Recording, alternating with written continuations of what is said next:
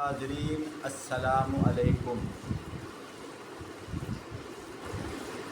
آخری عشرہ ہے رمضان المبارک کا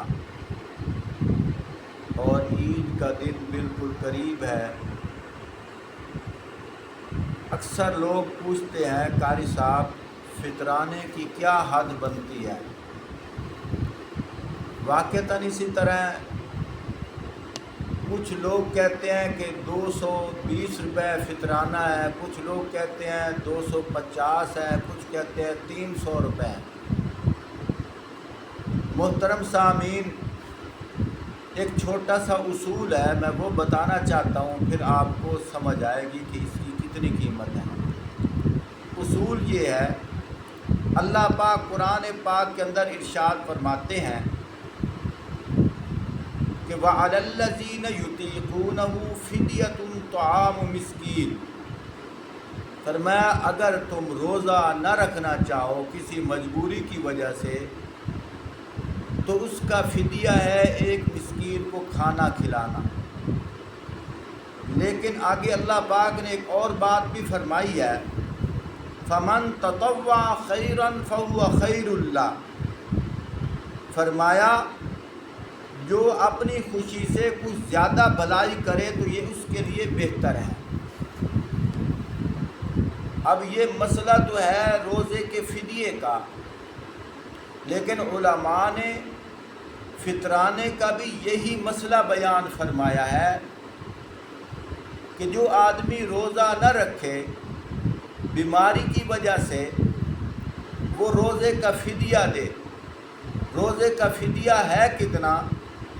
فرمایا 3.5 کلو کشمش یا 3.5 کلو کھجور یا 3.5 کلو جو یا 1.25 کلو گندم۔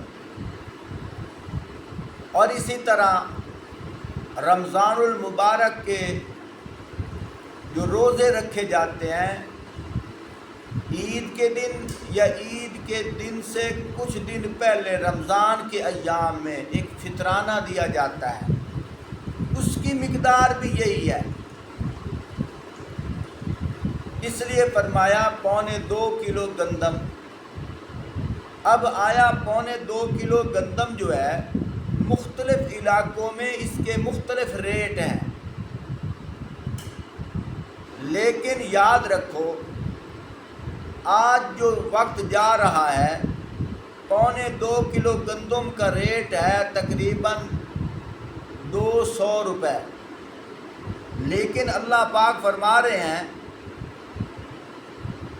فَمَن تَطَوَّعَ خَيْرًا فَهُوَ خَيْرٌ لَّهُ، اگر تو اپنی طرف سے کچھ زیادہ ہی بھلائی کر دے یہ تیرے لیے بہتر ہے۔ کیا مطلب؟ کہ جو شریعت مسئلہ بتا رہی ہے اپنی طرف سے 30-40 روپے اوپر اپنی طرف سے اگر آدمی دے دے تو اس کے لیے بہتر ہے۔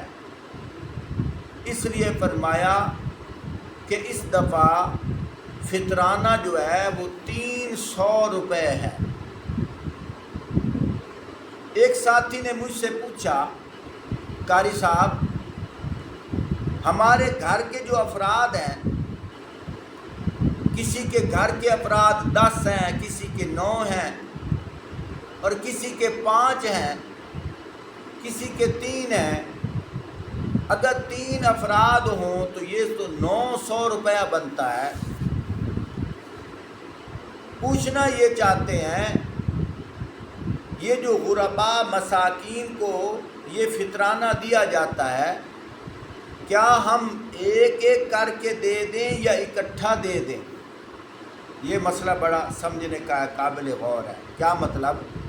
یعنی 3 افراد کے 3 فطرانے ہیں، یہ اکٹھے میزان کریں تو 900 روپیہ بنتا ہے۔ یہ 900 روپیہ کسی ایک ہی گھر میں کسی بیوہ کو دے دیں یا ایک فطرانہ کسی اور گھر میں دیں، ایک فطرانہ کسی اور گھر میں دیں، ایک فطرانہ کسی اور گھر میں دیں، یہ کس طرح کرنا ہے؟ محترم سامعین، دونوں طریقے ٹھیک ہیں۔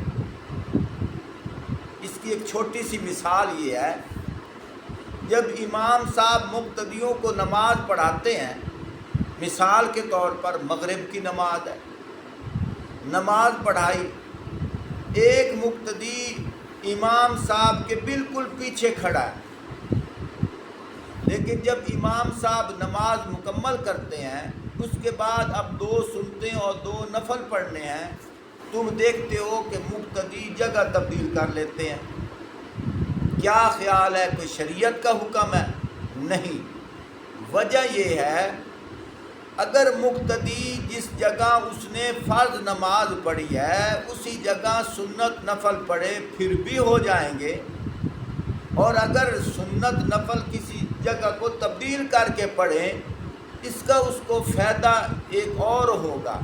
وہ فائدہ کیا ہے کہ جگہیں 2 ہو جائیں گی، گواہ بھی 2 ہو جائیں گے، اور جس کیس کے اندر جتنے گواہ زیادہ ہوں وہ کیس اتنا مضبوط ہوتا ہے۔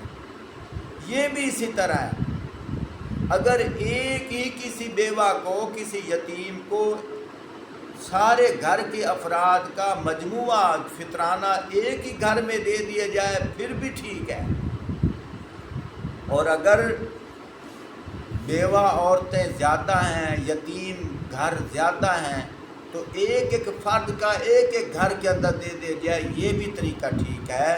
بہرحال طریقے دونوں ٹھیک ہے، جس طرح جس کے جی میں آئے وہ اسی طرح فطرانہ ادا کر دے، فطرانہ ہو جائے گا۔ اللہ رب العزت ہمیں سمجھنے کی توفیق دے۔